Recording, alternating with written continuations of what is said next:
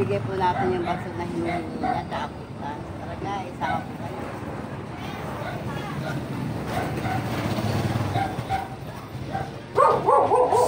Also,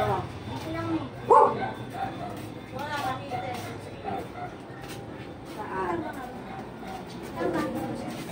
Gumanon daw eh. Alam mo ba ba?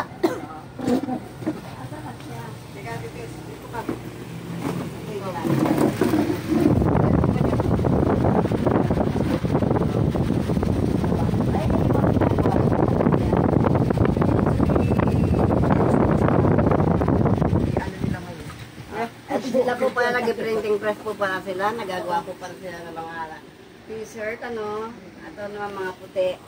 Ito pa, ano ba yung tawag dito? Uniform company. Uniform company. Ang dami, no, nananggapan po sila dito. Papasok na kayo pupuntahan namin, ito na po si Lisang, at kapatid niya, Cynthia. Wow. O, ikaw, magkaya ka. Hi. Hello, Ate Pe, sabi mo. Hello, Ate Pe. Ito yung mahihingi mong baston.